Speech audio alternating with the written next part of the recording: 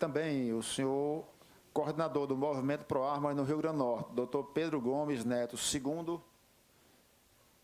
Pedro, seja bem-vindo aqui, venha compor conosco a mesa, e que representa o Movimento Pro Armas em nosso estado.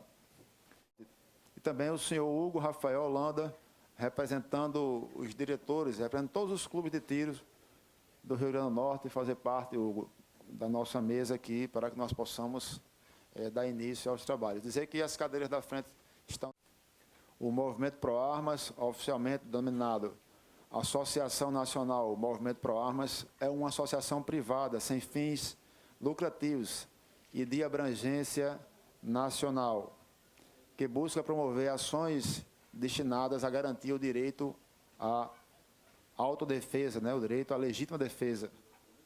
Este movimento foi idealizado e desenvolvido por várias pessoas, dentre eles o atual líder do movimento nacional, o advogado Marcos Polon, visando defender o direito à vida e à legítima defesa através do direito de ter e portar armas, como diz o Marcos Polon. Não é sobre armas, é sobre liberdade.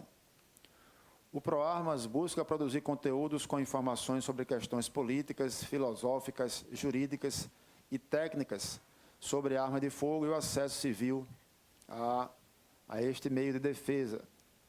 Desta forma, o diálogo através da presente audiência pública proporcionará melhor entendimento sobre o movimento ProArmas, suas ações e objetivos.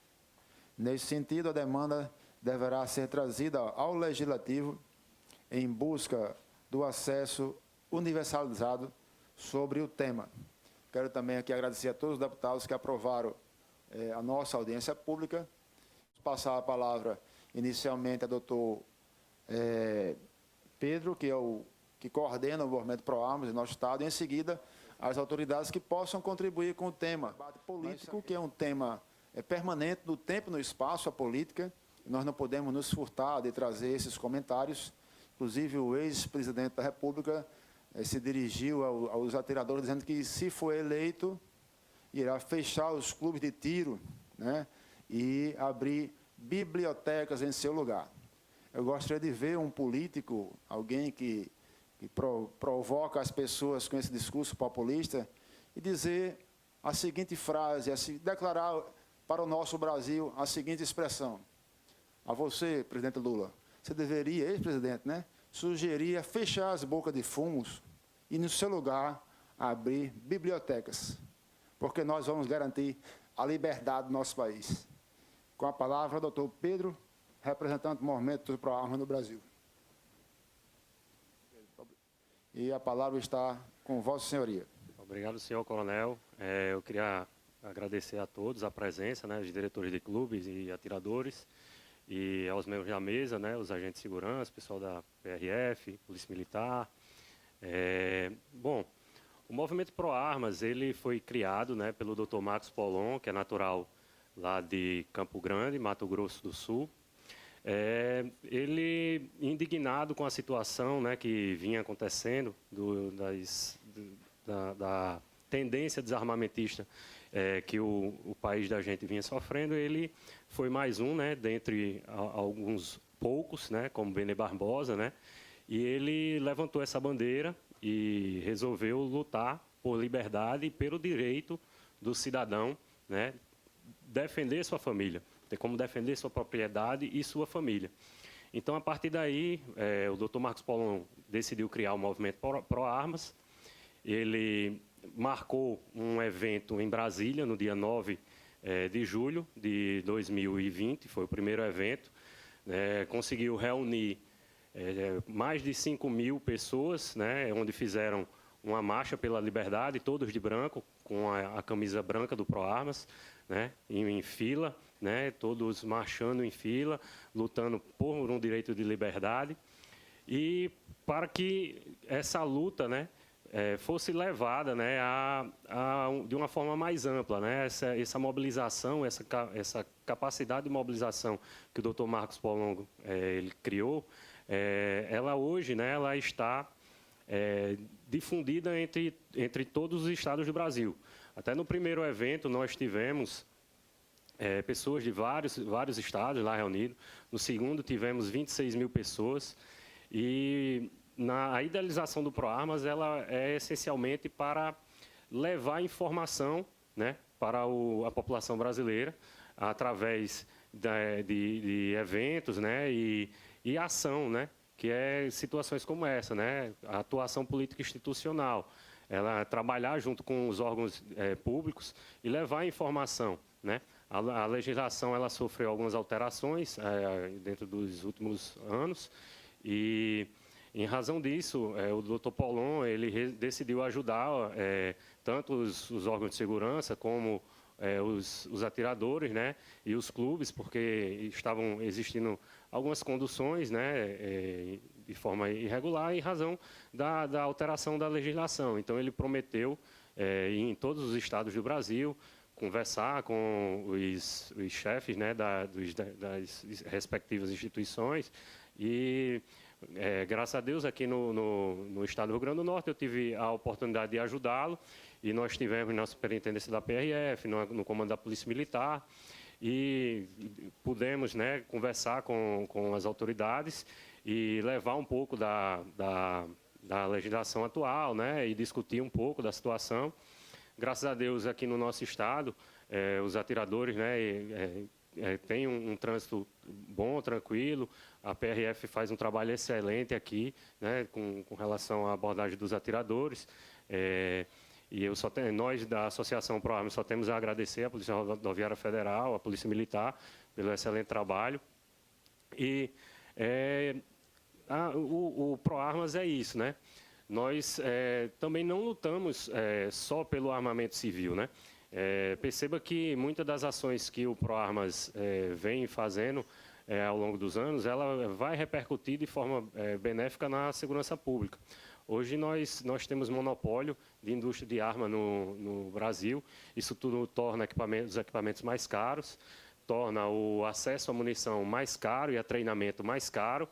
Então, esses valores, né, em razão da concorrência que vier a acontecer aqui de forma mais justa, né, aqui no nosso país, vai trazer benefício tanto para os agentes de segurança pública como para o civil que deseja ter seu equipamento para se defender e defender sua família.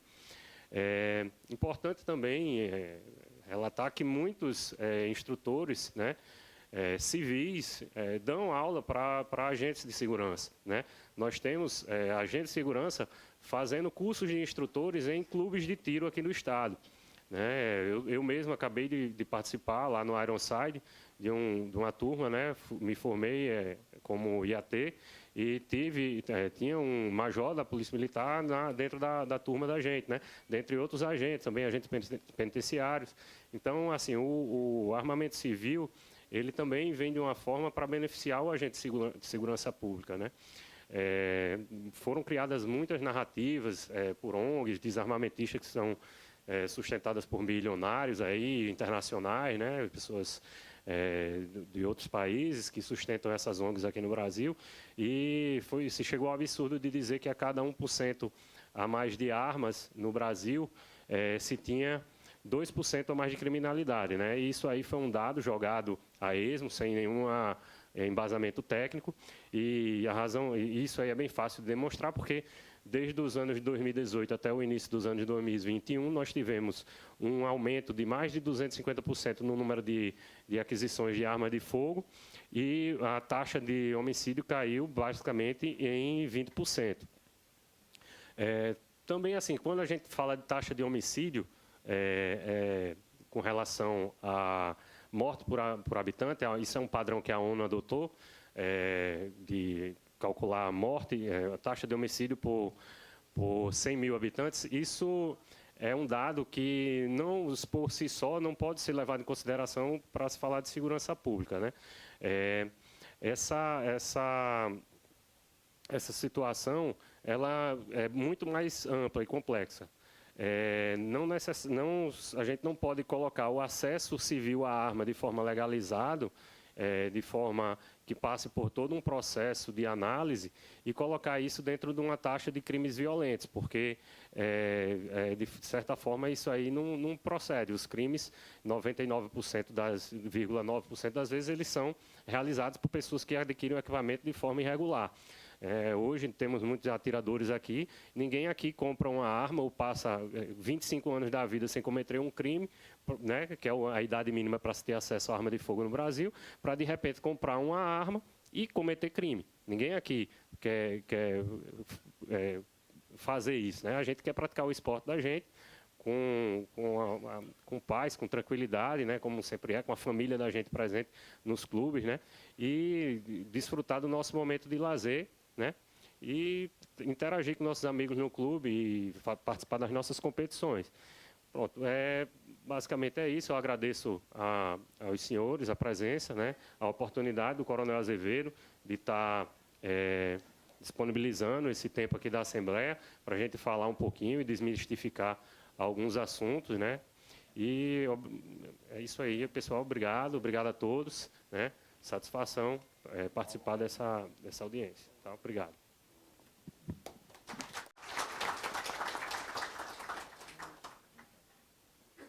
Agradecer a Pedro, que coordena o PROARMA no Rio Grande do Norte, por sua participação. Dizer que hoje nós estamos tramitando 2 projetos de lei na Assembleia Legislativa, que também são proposituras que vieram através de Pedro e das pessoas que estão no movimento PROARMAS, que é os que eu citei inicialmente, estão aqui sobre a mesa, que reconhecem o risco da atividade dos CACs e também da atividade dos vigilantes, e por isso reconhece a necessidade de conceder o porte de armas. Seria a efetiva necessidade, né? Então, já mencionei sobre isso. Acredito que fica claro para a sociedade, fica claro para todos aqui presentes, que a nossa efetiva necessidade é proteção do nosso lar e proteção do nosso acervo. Obrigado.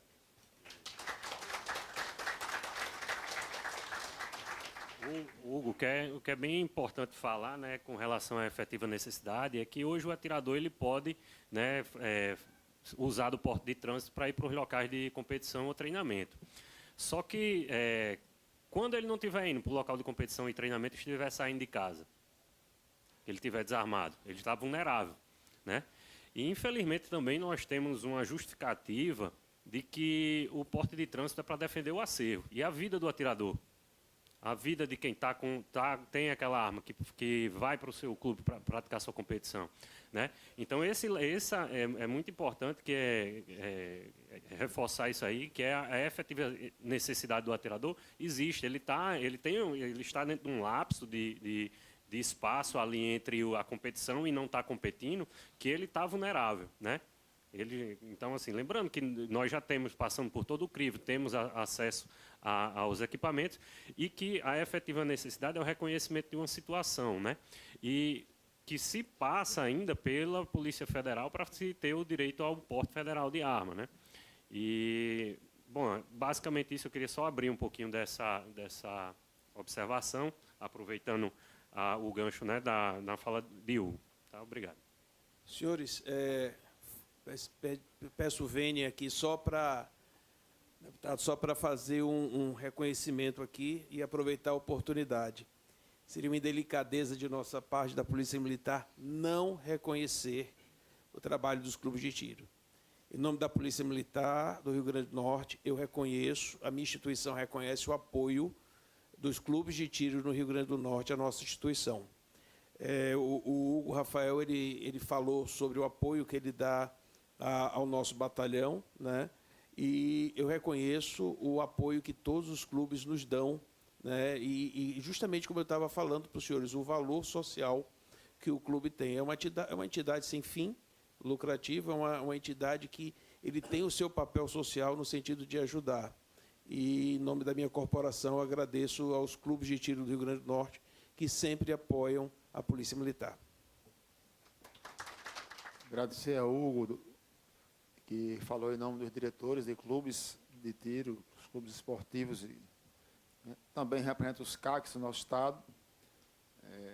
Excelente participação.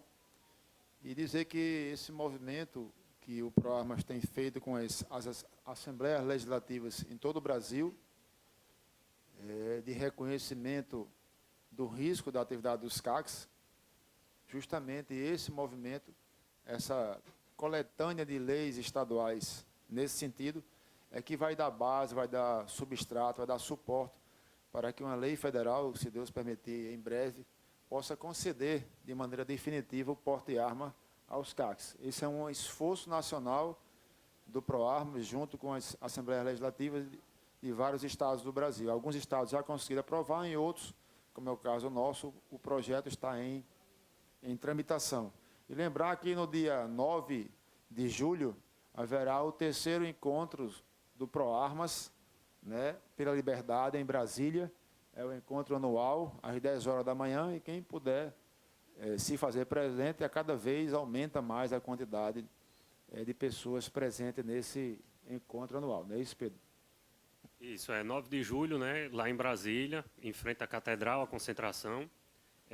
Eu estou tentando aqui com muita dificuldade, mas estou tentando ver se a gente consegue algum patrocínio de algum ônibus, de alguém que ajude, alguns empresários, ou alguém que tenha afinidade com a pauta, para a gente ver se a gente leva um grupo bom do Rio Grande do Norte para lá, né? Nos próximos dias vou estar me concentrando nessa meta, né, o 9/7, que é onde a gente mostra a capacidade de mobilização da gente, a união, né, de todos os atiradores do Brasil em nível nacional, e todos os coordenadores de cada estado, né, cada coordenação de cada estado está trabalhando nisso. A última notícia que eu recebi de São Paulo, já tem mais de 100 ônibus para sair de São Paulo. Então, temos uma quantidade boa. Isso já tem uns 2 meses que eu tive essa informação. Então, provavelmente, esse número já deve ter aumentado. E a tendência é que esse ano a gente tenha muito mais gente do que no ano passado, muito mais do que 26 mil pessoas lá na esplanada dos ministérios. E quem puder e tiver condições de ir, vale a pena, né? O pessoal que está aqui. Eu já estou indo para o 2º ano, fora as reuniões que eu venho participando lá em Brasília no PROARMAS, né? E é interessante ir, vale muito a pena você ir com sua família. Esse ano eu estou indo com minha esposa, então vale muito a pena, né, a gente demonstrar que a gente está junto para lutar por liberdade, né, pela liberdade da gente, pelo nosso direito à legítima defesa, né. Então, isso aí, pessoal, quem puder ir, né, independente da gente conseguir o ônibus ou não, quem tiver condições de ir de avião, ver a passagem aí, estava um preço bom para ir e de volta. E vamos lá, vamos todos juntos participar. Obrigado. À disposição. Obrigado. Queria convidar aqui passar a palavra ao doutor Pedro, que quer fazer uma participação. Pois não, Pedro? Só para aproveitar e fazer um comunicado aos diretores, Polo incumbiu a gente, né, como o PROARMAS ele trabalha a pauta cultural, que é mais importante para que se desmistifique tudo que foi sendo construído de narrativa com relação ao tiro. Ele pediu uma solicitação aos coordenadores estaduais para realizar Guns Experience, que são experiências com armas para pessoas que nunca tiveram um contato, levar essas pessoas para ter um primeiro contato. Então, os diretores que quiserem saber do projeto, quiserem conversar comigo depois da audiência, eu estou à disposição para a gente conversar. Já adiantei alguma coisa com o Hélio, já adiantei alguma coisa com o Arildo, lá do Clube Atirinhaçu. E, deputado, o interessante é que nós tivemos agora, na Secretaria de Cultura, né, foi um valor disponibilizado para a produção de um livro, que é Armas e Defesa, História das Armas do Brasil. E um partido político ajuizou uma ação perante o Supremo, questionando o uso, porque esse dinheiro estaria sendo destinado à pauta armamentista. Na verdade, esse dinheiro foi destinado à produção de um livro e para tratar e levar conhecimento ao povo brasileiro sobre as armas, né, a história das armas no nosso país. Então, infelizmente, a gente vive, sempre quando se fala de arma, existem pessoas que tentam dificultar, né, a real informação chegar às pessoas, e a Associação PROARMAS está aqui para isso, para desmistificar todas as narrativas. Imaginário. Porque para que toda lei vire lei, ela tem que partir de um princípio imaginário da sociedade. Porque as pessoas cedem a isso, o que está na mente. Então, a necessidade de um movimento como o PROARMAS é incrível. É necessário demais para que as pautas do presidente Jair Bolsonaro sejam implementadas, haja primeiro o esclarecimento cultural das pessoas. E o líder do ProArmas, que é o Marcos Polon, vem executando um trabalho maravilhoso nesse sentido de esclarecimento cultural da pauta armamentista. Então não é só chegar com o presidente, olha, tá ok, arma aqui, para colar, papapá. Não é só isso. Tem toda uma construção teórica e filosófica por trás da pauta armamentista que o ProArmas está fazendo. Então eu quero pedir para que vocês, junto comigo, aplaudam o movimento ProArmas agora, porque em 2017, foi quando eu tive um despertar mais social, eu pude ter acesso ao livro do Benê Barbosa, junto com o Flávio Quintela. Esse livro se chama Mentiram para mim sobre o desarmamento. Foi esse livro que me deu um start. Que até então eu era um cristão católico que achava que ser armamentista era ser do demônio. Eu tinha essa percepção. Então, a partir disso, eu fui lá buscar, li esse livro, Mentiram para mim sobre o desarmamento, Flávio Quintela e Benê Barbosa, e depois encontrei na doutrina da Igreja Católica, eu sendo católico, que lá no parágrafo 2265 do Catecismo da Igreja, tem dizendo assim, a legítima defesa pode ser não somente um direito, mas até um grave dever para aquele que é responsável pela sua vida e a vida de outrem. Defender o bem comum implica colocar o agressor injusto à impossibilidade de fazer o mal. É por essa razão que os detentores legítimos da autoridade têm o direito de recorrer, mesmo usando armas, para repelir os agressores da sociedade civil confiada com suas responsabilidades. Então, esse trecho eu nem sabia, gente. Eu, como católico, nem tinha acesso à doutrina da minha igreja.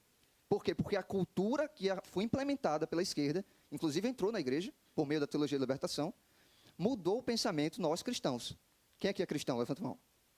Se você é cristão, Cristo diz na Bíblia, lá em Lucas 22, que foi o trecho que o sargento Gonçalves citou. Venda sua capa e compre uma espada. Isso é Cristo dizendo. Então, esse pacifismo que foi pregado pela esquerda para desarmar a sociedade é que tem que ser combatido, e o ProArmas vem fazendo isso com muita categoria. Então, eu acho muito importante esse trabalho. Quando houve o desarmamento na Venezuela, Hugo Chávez fez uma grande reunião, uma grande conferência nacional na Venezuela para trabalhar a pauta desarmamentista. Quem estava lá? Antônio Rangel Bandeira. Quem é esse cara? Um dos mentores intelectuais da ONG Viva Rio. Representante da esquerda, do PT, na PUC. Pontífice Universidade Católica. Então, essa temática que foi trabalhada previamente na Venezuela gerou o que hoje a Venezuela está passando. Ninguém consegue reagir a um governo tirano. Então, para nós termos liberdades para a nossa geração seguinte, precisamos esclarecer a cultura do nosso povo. E a cultura precisa ser convicta que o armamento é em prol da nossa liberdade, em prol das nossas vidas. Então, parabenizo mais uma vez o Pedro e os demais integrantes do ProArmas do RN. Que é do movimento Tudo pela Pátria, para fazer uso do tempo de até 3 minutos. E, na sequência, Zé Newton e, por último, Matheus Fernandes. Olá, boa tarde a todos, Coronel Azevedo e todos aqui. Eu quero registrar uma importante, eu acho que um significado que as armas têm hoje, que ela é um equalizador de forças. Se a gente partir para um momento onde uma mulher pode estar desprovida de qualquer coisa, em qualquer lugar, se ela puder ter uma arma que possa lhe defender, ela vai se equalizar com o seu agressor, porque ela poder ter a chance de se defender. Então, é uma liberdade, sim, que a gente não pode deixar simplesmente passar, porque hoje nós temos um papel que fala a Maria da Penha, que o agressor pode ficar distante, mas isso não quer dizer que ele não venha e não nos mate. Então, assim, eu defendo que nós, mulheres, possamos, sim, garantir, como meu esposo e todas as outras pessoas de bem que precisam ter uma arma, que possam possuir suas armas. Eu, desde criança, meus pais tinham armas em casa, meu pai e minha mãe tinham armas em casa. De repente, com esse desarmamento, a gente acabou ficando desprovido. Hoje, a gente está dentro de casa preso. Quando a gente vai tirar, o meu marido foi tirar o porte para ter a arma, o registro, um monte de caminhos para se percorrer, sabendo que hoje os marginais entram nas nossas casas, fazem o que fazem com as famílias, nos carros, em qualquer lugar, e você fica ali, preso a um sistema. Precisamos, sim, eu acho que precisamos facilitar mais. Tirar desmontar o que fizeram com as armas. As armas são, para mim, e eu acho que para todos nós que estamos aqui, que defendemos, é, sim, um símbolo de liberdade. Liberdade para todos nós. Obrigado, coronel, por estar defendendo esta pauta. Nossa audiência, claro, o tempo é curto, não dá, mas um pequeno resumo é de Rebelo Fabrício. Está publicado na internet. E, inclusive, é um estudo científico, né? Ele trouxe aqui dados do DataSUS e também do Anuário Brasileiro de Segurança Pública. O que é que traz na tabela? Traz a relação entre armas e crimes, homicídios, sobretudo. Então, o estado mais armado, vou repetir aqui, é Santa Catarina, e é o menos violento, onde tem a menor taxa de homicídio. E o mais desarmado, né, onde o povo de bem, as ovelhas estão mais desarmadas, é o estado mais violento, que é o da Bahia. Isso é para a gente desconstruir as narrativas que são todo dia defendidas pelos movimentos de esquerda. Instituto Sou da Paz, Viva Rio, etc., estão a serviço, infelizmente, dentro dizer isso, a serviço do crime, porque quem prega o desarmamento do povo está pregando o armamento exclusivamente com os bandidos, né? Que o bandido não usa arma legalmente. Ok? A todos vocês. E eu vim aqui mais para fazer uma pergunta. Se o jovem, hoje, com 18 anos, ele pode ter a sua habilitação, ele pode servir ao Exército, ele mexe com arma de guerra. A minha pergunta é, por que o jovem hoje ele não está adepto a usar um armamento para sua defesa e sua liberdade? Isso realmente é um questionamento que a gente do ProArmas faz, mas não tem explicação, é mais burocracia pela questão da idade. Eu acredito assim, que no momento que uma pessoa pode servir o Exército, pode, né, praticar de cidadania, como votar, né, e ter uma família. Você, com 18 anos, você pode ter uma família, você precisa defender sua família. E por que não, né, uma pessoa que tenha 18 anos de idade, né, não ter acesso a um equipamento para defender e se defender e defender sua família? Eu realmente acredito que isso é construção feita ao longo dos anos pela política de desarmamento, mas, se Deus quiser, essa realidade vai mudar, né? Já estamos tentando mudar a cultura, né? Trazendo informação real, né? E também vamos trabalhar para isso. Só que a luta é longa e árdua, e a gente está conseguindo subir cada degrau e firmando um passo e seguindo adiante. E, se Deus quiser, a gente vai conseguir mudar essa realidade. Tá bom, certo. Obrigado.